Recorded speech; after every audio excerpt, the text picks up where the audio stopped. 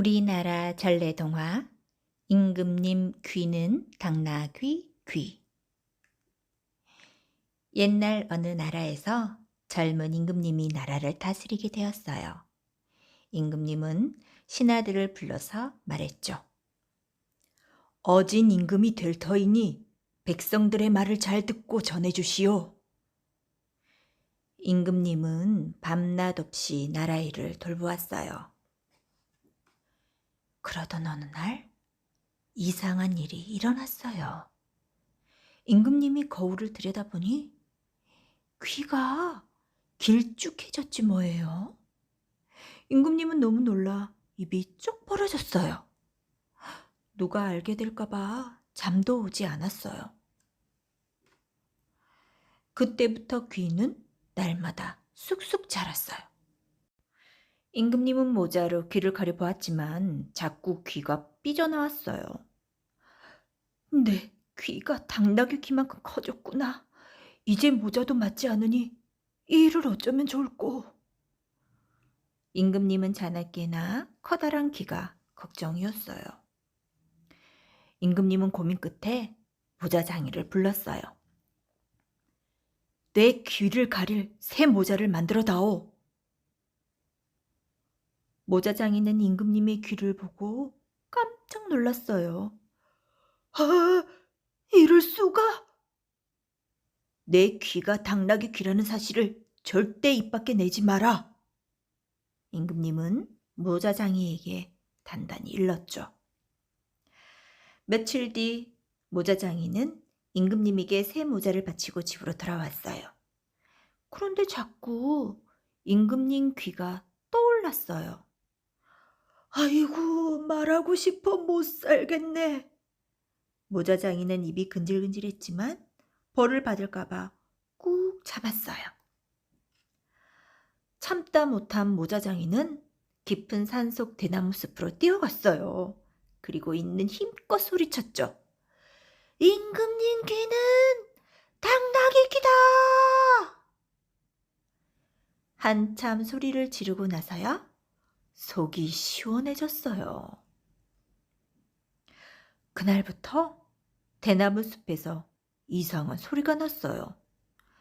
바람이 휙 불 때마다 대나무 이파리가 서로 부딪히며 이런 소리가 나는 거예요. 스스스스. 임금님 귀는 당나귀 귀다.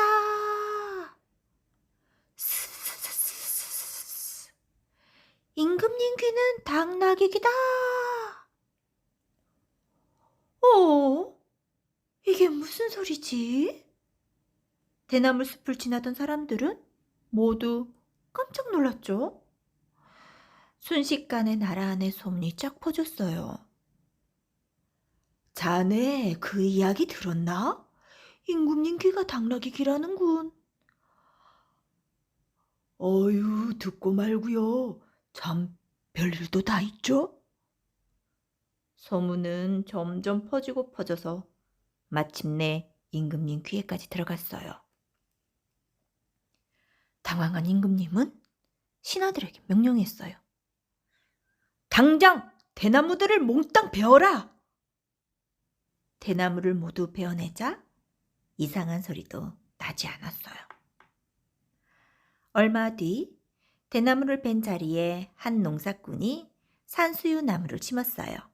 산수유 나무는 쑥쑥 자라 노란 꽃을 피웠죠. 그런데 바람이 불자 또 이상한 소리가 나는 거예요. 사그락사그락. 임금님 귀는 당나귀 귀다. 스스스스. 임금님 귀는 당나귀 귀다. 세상에 비밀은 없구나. 소문을 들은 임금님은 눈앞이 캄캄했어요. 이제 모두 나를 비웃겠지? 임금님은 방 안에 콕 틀어박혀 나오려 하지 않았어요. 나란 일도 돌보지 않고 신하들도 만나지 않았죠. 보다 못한 정승이 임금님을 찾아왔어요. 전하, 왜 그리 괴로워하십니까? 임금님은 망설이다 모자를 벗었어요. 그런데 정승은 놀라지도 않고 또박또박 말했어요. 임금님의 귀는 백성의 목소리를 듣는 것인데 귀가 큰 것이 어찌 흉이 되겠습니까, 전하? 그날 밤 임금님은 궁궐대를 거닐며 생각했어요. 정승의 말이 맞아. 내가 임금답지 못했구나. 임금님은 그동안 안절부절 못했던 자신이 부끄러웠어요. 다음 날 임금님은 신하들을 모두 불러 모았어요. 임금님은 당당히 귀를 내보이며 말했지요. 앞으로 나는 이 커다란 귀로 백성들의 말에 더욱더 귀 기울일 것이요. 그 뒤로 당나귀 귀 임금님은 온 백성이 우러러보는 훌륭한 임금님이 되었답니다. 우리나라 전래동화 소가 된 게으름뱅이. 강 건너 마을에 소문난 게으름뱅이가 살았어요. 얼마나 게으른지 씻지도 않아서 온몸에 때가 꼬질꼬질했어요. 그저 먹고 자고 먹고 자고만 했지요. 물론 일은 하나도 하지 않았어요. 그래서 게으름뱅이의 아내가 고생을 했지요. 혼자서 밥하고 빨래하고 밭도 갈고 논도 매야 했거든요. 하루는 아내가 밥상을 차려오니 게으름뱅이가 밥을 볼에 초독초독 얹지 뭐예요. 그러면서 하는 말이 기가 막히네요. 밥 먹으러 일어나기도 귀찮네. 요렇게 해두면 누워서도 밥을 먹을 수 있지. 아내는 한숨이 절로 났어요. 아유, 나가서 소에게 연물이라도 주시오. 아내 등살에 게으름뱅이가 외양간으로 갔어요. 소야, 너는 참 좋겠다. 잔소리하는 사람도 없고. 나도 다음에는 소로 태어나고 싶네. 그 소리를 들은 아내가 소리를 꽥 질렀죠. 아이고, 소한테는 밭일이라도 시키지요. 당신은 아무것도 안 하지 않아요? 화가 난 아내는 게으름뱅이의 엉덩이를 뻥 걷어차 버렸어요. 쫓겨난 게으름뱅이는 어슬렁거리며 뒷산에 올라갔어요. 나무 그늘 아래서 낮잠이나 자려고 말이에요. 그런데 웬 할아버지가 소의 탈을 만들고 있는 거예요. 솜씨가 얼마나 좋은지 탈이 금방이라도 음매하고 울 것 같았죠. 게으름뱅이는 할아버지에게 다가가 물었어요. 뭐에 쓰려고 탈을 만드시오? 이건 소원을 들어주는 탈이라오. 게으름뱅이의 눈이 동그래졌어요. 게으름뱅이는 덥석 소의 탈을 집어 머리에 썼어요. 그러자 속이 울렁울렁 머리가 빙글빙글하더니 숨이 콱콱 막혀왔죠. 게으름뱅이가 놀라서 탈을 벗으려는데 글쎄 탈이 머리에 딱 붙어 꿈쩍을 하지 않는 거예요. 버둥대는 게으름뱅이의 손이 뭉툭해지고 온몸에 누런 털이 삐죽삐죽 솟았어요.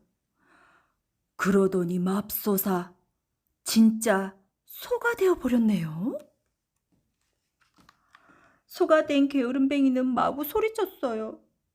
어르신, 이거 좀 벗겨주시오. 나 좀 살려주시오. 하지만 게으름뱅이의 입에서는 음메, 음메. 소리만 나올 뿐이었어요. 내 소원대로 소가 되었으니 울지 말고 얼른 따라오너라. 이랴. 할아버지는 소를 끌고 산을 내려갔어요. 할아버지는 북적북적한 장터로 갔어요. 한 농부가 다가와 소의 등허리를 툭툭 두드리며 이랬지요. 하하, 이놈 덩치가 커서 일 잘하게 생겼네요. 이 소가 탐나면 데려가게나. 내 공짜로 줌세. 마침 소를 사러 왔던 농부는 뛸 듯이 기뻐했죠. 아이고, 고맙습니다. 정말로 고맙습니다요. 대신 쉬지 말고 매일 일을 꼭 시키게. 그리고 이 소는 물을 먹으면 죽어버리니 절대로 먹이지 말게나. 할아버지는 휘적휘적 가버리고 게으름뱅이는 농부의 집으로 끌려갔어요. 다음 날 농부는 아침 해가 뜨기도 전에 소를 끌고 밭으로 갔어요.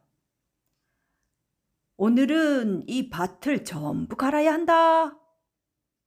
농부는 무거운 멍에와 쟁기까지 소에게 매달았어요.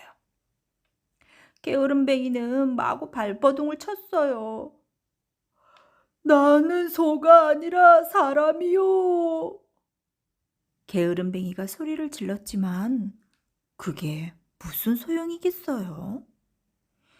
이놈의 소가 하라는 일은 않고 왜 이리 시끄러워?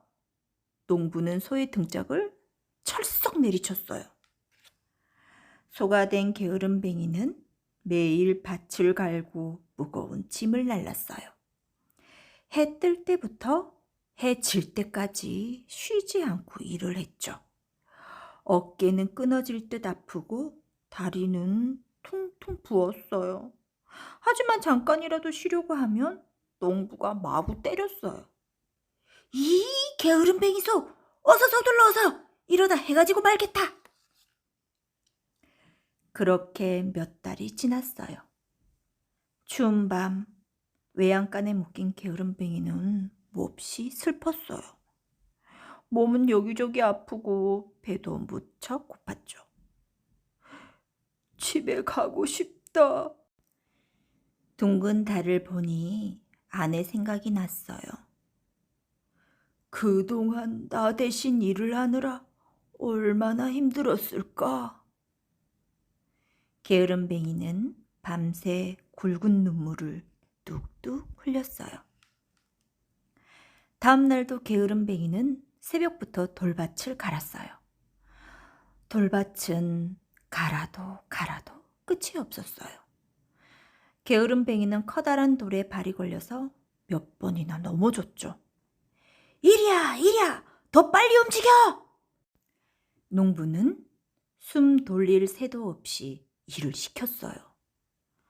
바로 그때 저만치 있는 무밭이 보였어요. 그래, 물을 먹으면 죽는다고 했지? 게으름뱅이는 무밭으로 달려가 와작와작 물을 먹었어요. 아, 너 이놈 당장 나오지 못해?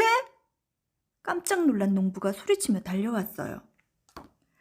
그 순간 갑자기 게으름뱅이의 몸에서 소의 가죽이 훌렁 벗겨지고 머리에서 소의 탈이 떨어져 나갔어요.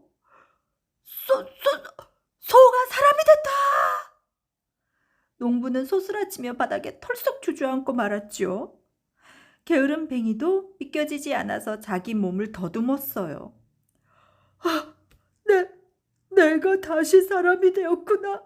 사람이 되었어. 게으름뱅이는 한달음에 집으로 뛰어갔어요. 여보, 내가 돌아왔어.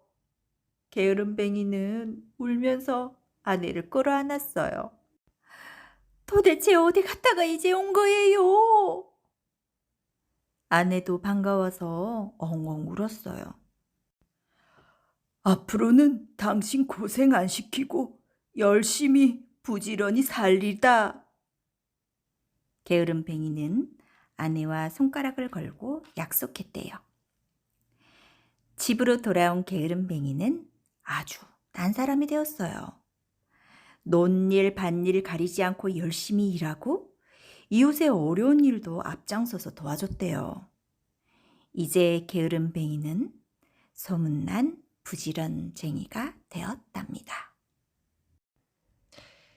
우리나라 전래동화 반쪽이. 옛날에 적 한 마을에 자식 없는 부부가 살았어요. 부부는 매일 밤 달을 보며 아이를 갖게 해달라고 정성껏 빌었죠. 그러던 어느 날 부인의 꿈에 삼신할미가 나타났어요. 우물에 있는 잉어 3마리를 잡아먹으면 아들 셋을 낳을 것이요. 다음날 부인이 우물에 가보니 커다란 잉어 3마리가 헤엄치고 있었어요. 부인은 바가지를 내려 잉어를 모두 건져냈죠. 그런데 이를 어떻게 해요? 난데없이 고양이가 나타나 잉어 1마리를 물고 가는 거예요. 얼른 쫓아갔지만 그새 반쪽을 먹어치워버렸네요. 부인은 할 수 없이 잉어 2마리하고 반을 먹었죠. 10달이 지나 부인은 새 쌍둥이를 낳았어요. 그런데 그중 막내가 눈도 하나, 귀도 하나, 팔다리도 하나, 코도 반쪽, 입도 반쪽인 반쪽이더래요. 생김새는 여러 아이들과 달랐지만 반쪽이는 똑똑하고 기운 센 아이로 잘 자랐어요. 어느덧 세월이 흘러 첫째와 둘째가 과거를 보러 가게 되었어요. 반쪽이도 형들을 따라 나섰죠. 이 너랑 다니면 창피해. 형들은 졸졸 따라오는 반쪽이를 커다란 나무에 꽁꽁 묶고 가버렸어요. 반쪽이는 숨을 크게 들이마시고 불끈 힘을 주었어요. 그러자 커다란 나무가 뿌리째 쑥 뽑혔죠.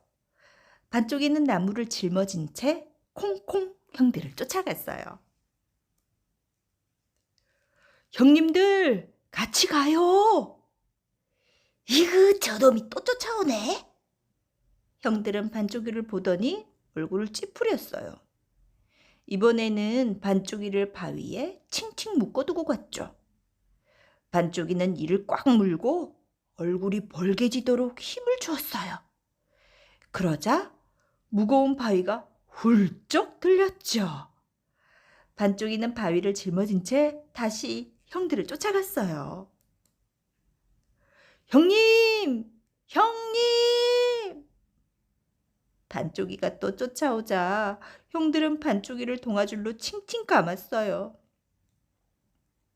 이번에는 절대 못 쫓아올걸?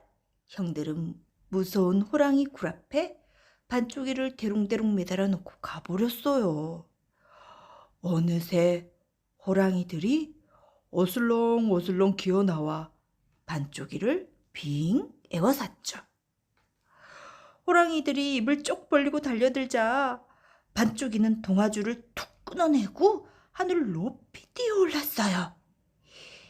이야! 한 발로 호랑이의 등짝을 내리찍고 또 한 손으로는 호랑이의 꼬리를 잡아 던졌죠. 단단한 머리로는 호랑이의 얼굴을 후려치고 눈 깜짝할 사이 호랑이들은 모두 쓰러지고 말았대요. 반쪽이는 호랑이 가죽을 잔뜩 지고 길을 걸었어요. 지나가던 부잣집 영감이 그 가죽을 보고 욕심이 왈칵 났죠. 이복의 젊은이 나랑 내기하려나? 예? 내기요? 자네가 내 딸을 집 밖으로 데리고 나가면 내 딸과 혼인을 시켜주겠네. 대신 실패하면 호랑이 가죽을 몽땅 나한테 넘기게. 그러자 반쪽이는 넙죽 대답했어요. 좋습니다. 집에 가서 기다리십시오. 그날 밤 영감은 식구들을 불러 모아 집안 곳곳을 잘 지키라고 일렀어요. 허허, 쟤까진 놈이 어찌 내 딸을 데려가겠어.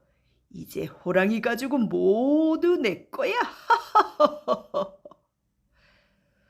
그런데 밤을 꼴딱 새워도 반쪽이가 나타나지 않는 거예요. 다음 날에도 용감한 식구들을 집안 곳곳에 세워두었죠.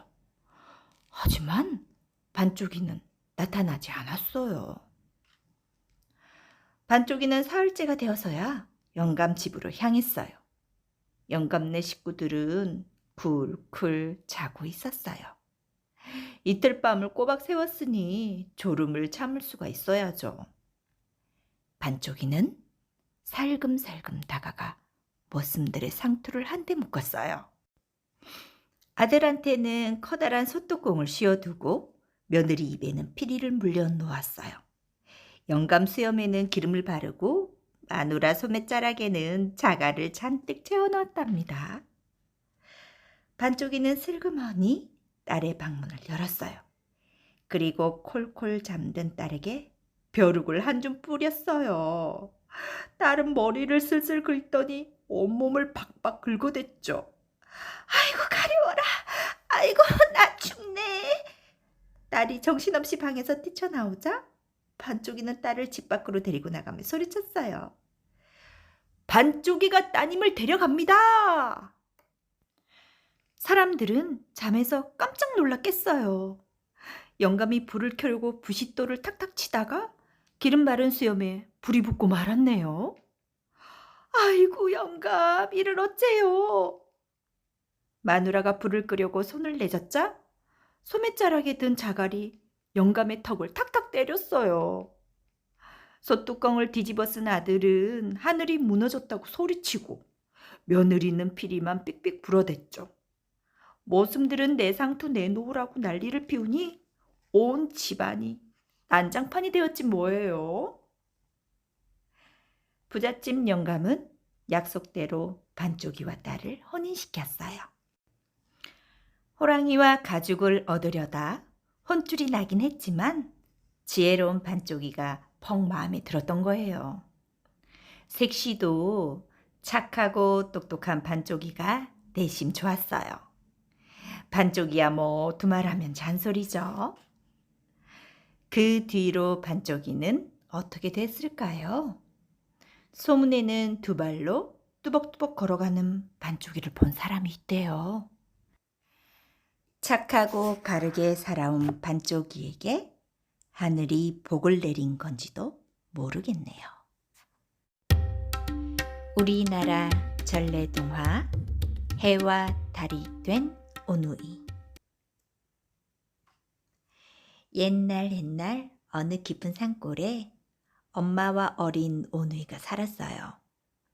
하루는 엄마가 산 너머 부잣집에서 일하고 광주리에 가득 만난 떡을 얻었어요. 아유, 얘들이 얼마나 좋아할까. 얼른 가서 먹여야지. 엄마는 부랴부랴 집으로 향했어요. 집에 가려면 10고개나 넘어야 했죠. 엄마가 첫 번째 고개를 넘어가는데 커다란 호랑이가 불쑥 나타났어요. 떡 하나 주면 안 잡아먹지. 엄마는 바들바들 떨면서 떡을 주었어요. 다음 고개에서도 그 다음 고개에서도 호랑이는 자꾸만 나타났어요. 그때마다 엄마는 호랑이에게 떡을 주었죠. 드디어 마지막 고개를 넘는데 호랑이가 또 나타났어요. 떡 하나 주면 안 잡아먹지. 하지만 광주리는 텅 비어 있었어요. 제발 살려주세요. 집에서 아이들이 기다리고 있어요. 엄마가 울면서 싹싹 빌었지만 호랑이는 엄마를 한 입에 삼켜버렸어요. 호랑이는 엄마 옷을 입고 어슬렁어슬렁 오누이의 집으로 갔어요. 얘들아, 엄마다 문 열어라. 호랑이가 방문을 쾅쾅 두드렸어요. 오누이는 졸린 눈을 비비며 말했죠. 이상하다. 우리 엄마 목소리는 부드러운데. 찬바람에 목이 쉬어서 그렇지. 호랑이는 콜록콜록 헛기침을 했어요. 그럼 손을 보여주세요. 호랑이는 문틈으로 앞발을 불쑥 들이밀었어요. 우리 엄마 손은 보들보들한데? 하루 종일 일하느라 손이 터서 그렇지. 장난 그만하고 빨리 문 열어라. 호랑이가 나무라듯 말했어요. 오누이는 덜컥 문을 열어주었어요. 그런데 방 안으로 들어오는 엄마 치맛자락 밑으로 호랑이 꼬리가 꿈틀대는 거예요. 호랑이다! 오누이는 심장이 쿵 내려앉았어요. 오빠는 얼른 꾀를 냈어요. 엄마! 똥 마려워요. 뒷간에 다녀올게요. 오빠의 말에 호랑이가 얼굴을 확 찌푸렸어요. 그냥 방에서 누워라. 냄새 나잖아요. 누가 밟으면 어쩌려고요. 에이, 그럼 얼른 갔다 오너라. 호랑이의 말이 떨어지기가 무섭게 오빠는 동생을 데리고 우물가로 냅다 뛰었어요. 그리고 우물 옆 나무 위로 올라갔죠. 이놈들이 뒷간에서 빠졌나. 한참을 기다려도 오누이가 오지 않자 호랑이는 밖으로 나왔어요. 이리저리 찾다가 우물을 들여다보니 그 안에 오누이가 있지 뭐예요. 여놈들 우물 속에 숨었구나. 조리로 건져줄까? 바가지로 건져줄까? 호랑이가 하는 꼴이 우스워 동생이 깔깔대며 소리쳤어요. 저런 바보, 그건 물에 비친 그림자인데. 호랑이는 그제야 나무 위를 쳐다봤어요. 아니, 그 높은 곳까지 어떻게 올라간 거냐? 오빠는 재빨리 둘러댔어요. 손에 참기름을 바르고 올라왔죠? 호랑이는 내 발에 참기름을 듬뿍 바르고 나무를 탔어요. 주르르 쿵, 주르르 쿵. 호랑이가 미끄러져 자꾸 엉덩방아를 찢자 동생은 또 깔깔 웃음보가 터졌어요. 저런 바보, 도끼로 찍으면서 올라오면 되는데. 호랑이는 냉큼 도끼를 가져와 나무를 찍으며 올라오기 시작했어요. 쭉! 한 번 찍고 한 발, 쭉! 또 한 번 찍고 또 한 발. 어느덧 오누이의 발 아래까지 바짝 다가왔죠. 오누이는 온몸이 벌벌 떨렸어요. 캄캄한 하늘을 올려다보며 간절히 빌었지요. 하느님, 하느님, 저희를 살리려거든 새 동아줄을 내려주시고 죽이려거든 헌 동아줄을 내려주세요. 그랬더니 정말로 하늘에서 스르르 동아줄이 내려왔어요. 오누이는 동아줄을 꼭 붙잡았어요. 동아줄은 하늘로 하늘로 올라갔죠. 아흥, 다 잡은 걸 놓쳤네. 호랑이는 약이 바짝 올랐어요. 호랑이는 얼른 오누이를 따라 외쳤어요. 하느님, 하느님, 저를 살리려거든 새 동아줄을 내려주시고 죽이려거든 헌 동아줄을 내려주세요. 그러자 하늘에서 또 동아줄이 내려왔어요. 호랑이도 덥석 동아줄을 잡았어요. 동아줄은 하늘로 하늘로 올라갔죠. 호랑이는 금세 오누이를 따라잡았어요. 바로 그때 동아줄이 툭 끊어져 버렸어요. 호랑이가 잡은 동아줄은 헌 동아줄이었던 거예요. 아,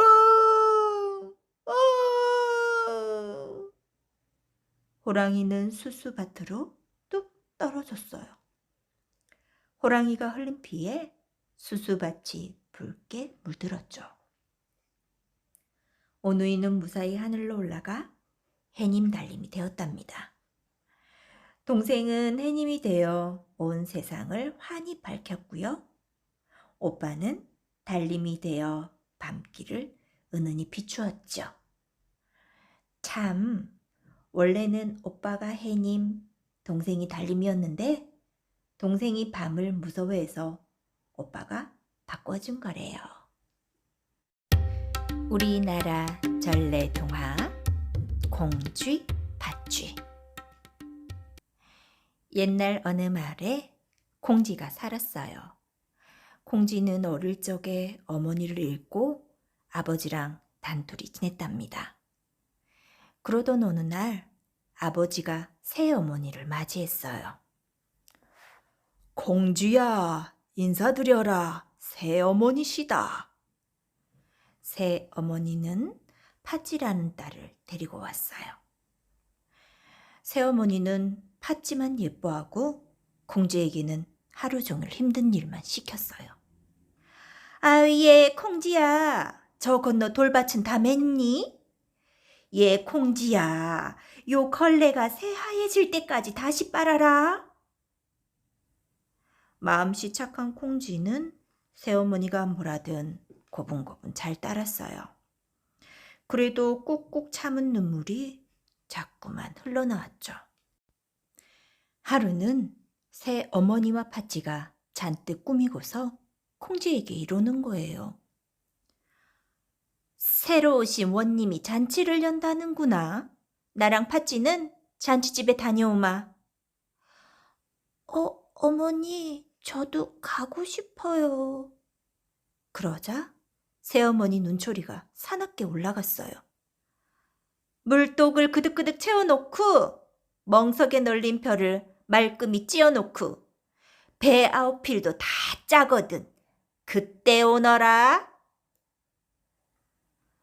공쥐는 팔을 걷어붙이고 부지런히 물을 길어 날랐어요. 그런데 아무리 부어도 물독이 차지 않았어요.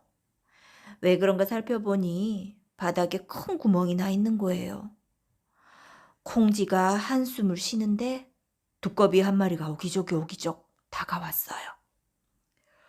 공쥐 아가씨, 내가 물이 새는 구멍을 막아드릴게요. 공쥐는 두꺼비 덕분에 금세 물독을 채웠어요.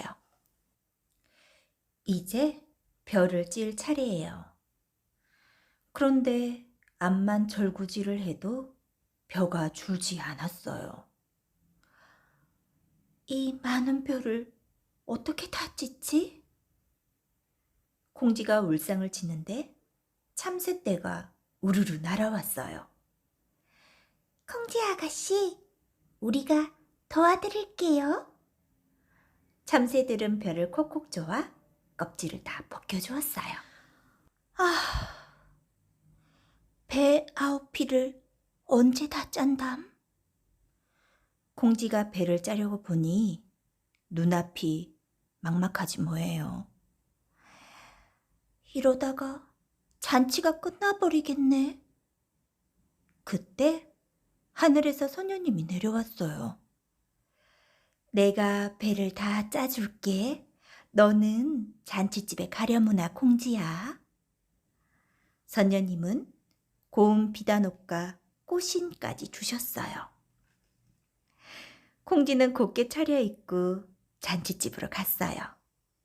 공쥐를 본 새어머니가 깜짝 놀라 물었죠. 아니, 내가 어떻게 여기 있는 게냐? 시키신 일은 다 마치고 왔어요. 뭐라고? 아니, 그런데 그 비단옷이랑 꽃신은 다 뭐냐? 어디서 훔친 게 분명해요. 바른 대로 되지 못해? 새어머니와 팥쥐는 막무가내로 콩쥐를 다그쳤죠. 콩쥐는 울음을 터뜨리며 잔치집을 뛰쳐나갔어요. 정신없이 달리다가 그만 꽃신 한 짝이 벗겨진 줄도 몰랐답니다. 다음 날 원님이 개울가를 거닐다가 꽃신 한 짝을 봤어요. 참 예쁘구나. 누구 것일까? 원님은 꽃신 주인을 찾아 나섰어요. 마을 집집을 돌다가 콩쥐네 집에 이르렀죠. 당연히 꽃신은 콩쥐의 발에 딱 맞았어요. 콩쥐는 잘 간직해 둔 나머지 한 짝도 꺼내 신었죠. 아가씨의 꽃신이었군요. 콩쥐를 본 원님은 한눈에 반해버렸어요. 원님은 콩쥐를 아내로 맞이했어요. 아이고, 배 아파라. 이걸 그냥 둬? 콩쥐가 원님의 색시라니 새어머니는 심술이 끓어올랐어요. 한참을 벼르던 새어머니는 드디어 팥쥐와 함께 콩쥐를 찾아갔어요. 콩쥐야, 문 열어라. 내가 좋아하는 팥죽 써왔다. 두 사람은 문을 여는 콩쥐를 붙잡아 연못으로 끌고 갔어요. 그러고는 불 속으로 와락 밀어버렸답니다. 새어머니는 팥쥐한테 콩쥐 옷을 입혔어요. 팥쥐야, 이제 내가 원님 색시 노릇을 해야 한다. 집에 돌아온 원님은 팥쥐에게 물었어요. 부인, 얼굴이 왜 그리 통통해졌어? 몸이 아파 부어서 그래요. 팥쥐는 얼렁뚱땅 받아넘겼죠. 아니, 목소리는 왜 그리 걸걸해졌어? 아인들 야단치느라고 일이 되었죠. 원님은 고개를 갸웃하면서도 그러려니 했어요. 다음 날 원님이 연못가를 거니는데 은은한 연꽃 향기가 발길을 붙잡았어요. 연꽃이 참 아름답구나. 원님은 연꽃을 꺾어다 꽃병에 꽂아두었죠. 그런데 이 연꽃이 팥쥐만 나타나면 쭉 뻗어나와 팥쥐 머리카락을 쥐어뜯지 뭐예요? 이흐! 이런 요상할 꼰출 봤나? 팥쥐는 시뻘건 아궁이에 연꽃을 휙 던져버렸어요. 며칠 뒤 옆집 할머니가 불씨를 얻으러 왔어요. 아궁이의 잿더미를 살며보던 할머니는 깜짝 놀랐죠. 아이고 머니나, 예쁜 구슬이 여기 왜 있나? 할머니는 구슬을 가져와 장록 속에 넣어두었어요. 그런데 누가 자꾸 할머니, 할머니 하고 부르는 거예요. 할머니가 설마설마하며 장록 문을 열어보니 글쎄 그 안에 콩쥐가 앉아있지 않겠어요? 할머니, 원님을 만나게 해주세요. 할머니는 콩쥐의 말을 듣고 원님을 모셔왔어요. 할머니가 밥상을 차려왔는데 원님이 보니 젓가락이 하나는 길고 하나는 짧은 거예요. 젓가락이 짝짝이가 아니요. 그때 콩쥐가 스르르 나타났어요. 젓가락 짝이 다른 건 알아보시면서 어찌하여 자기 짝이 바뀐 건 모르십니까? 그제야 원님은 부인이 바뀐 걸 깨달았어요.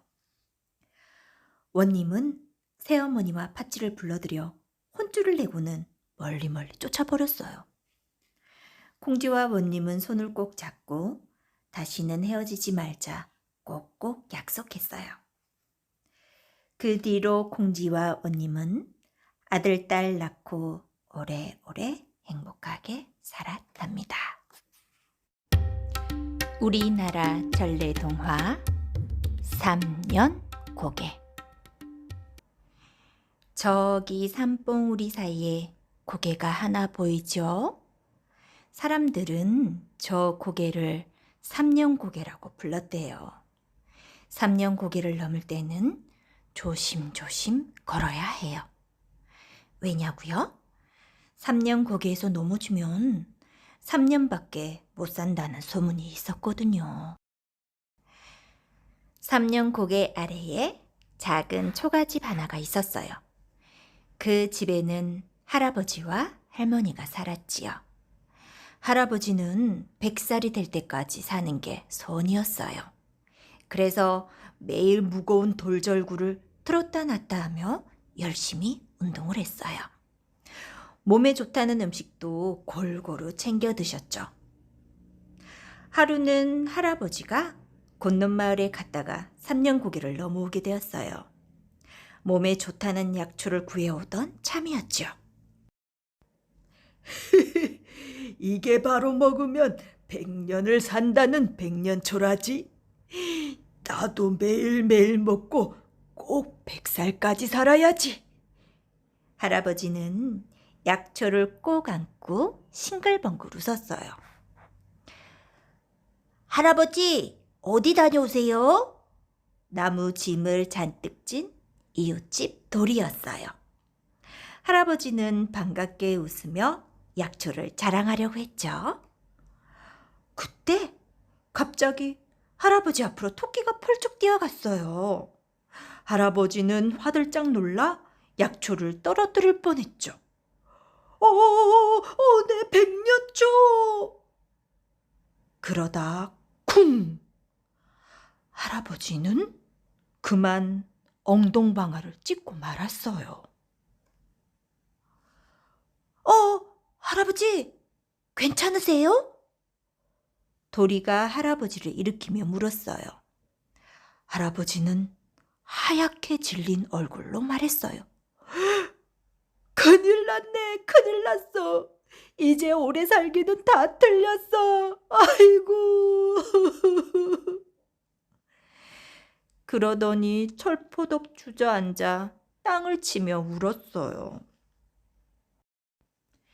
집에 돌아온 할아버지는 눈물을 흘리며 할머니에게 말했어요. 내가 삼년고개에서 넘어졌다오. 아이고, 이를 어쩌면 좋아요.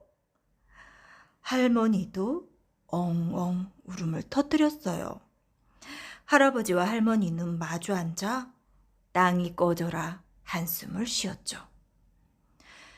며칠을 끙끙 앓던 할아버지는 결국 몸져 눕고 말았어요. 할머니가 별별 맛있는 음식을 해와도 먹지 않았어요. 온갖 좋은 약을 구해와도 쳐다보지도 않았어요. 다 필요 없네. 다 필요 없어. 3년만 지나면 죽을 텐데 밥은 먹어 무엇하고 약은 먹어 무엇하나.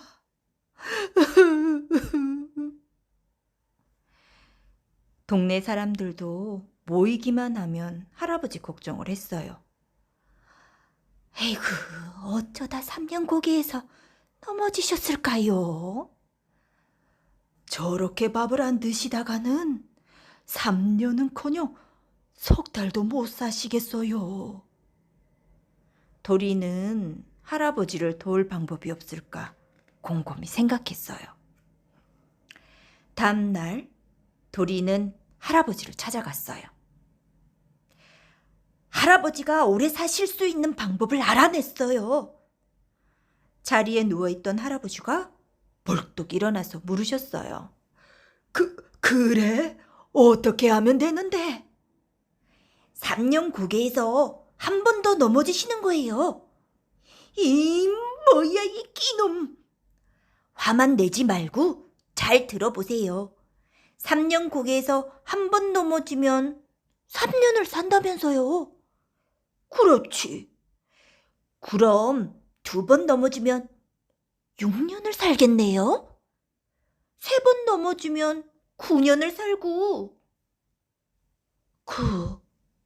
그런가? 도리는 활짝 웃으며 말을 이었어요. 10번 넘어지면 30년이고 20번 넘어지면 60년 옳카니. 할아버지는 무릎을 탁 치더니 3년 고개로 달려갔어요. 나 넘어진다. 할아버지는 3년 고개가 쩌렁쩌렁 울리도록 소리쳤어요. 그리고 일부러 넘어지기 시작했죠. 이리 과당 저리 쿠당 앞으로 철퍼덕 뒤로 벌러덩. 할아버지는 마음껏 넘어졌죠. 3년이요 6년이요 9년이요. 도리는 할아버지가 넘어질 때마다 신나게 외쳤어요. 할아버지, 이러다 정말 100살까지 사시겠어요. 때마침 3년 고개를 넘던 연말 박영감이 그 모습을 봤어요. 아니, 이게 대체 무슨 짓이요? 할아버지는 싱글벙글 웃으며 대답했죠. 사실 이 고개는 넘어질수록 오래 사는 고개라오. 그게 정말이요? 박영감은 입을 똑 벌렸어요. 소문은 순식간에 온 동네로 퍼졌어요. 오래 살고 싶은 사람은 앞다투어 3년 고개로 몰려왔죠. 아이고, 난 딱 30년만 더 살았으면 좋겠어. 감나무집 할머니가 대굴대굴 굴르면서 말했어요. 나는 우리 손자 장가갈 때까지 살 테요. 돌담집 할아버지도 대굴대굴 굴렀어요. 3년 고개에는 구당 과당 하하하 소리가 매일 끊이지 않았대요. 그리하여 넘어지면 3년밖에 못 산다던 3년 고개는 넘어질 때마다 3년씩 더 사는 3년 고개가 되었답니다.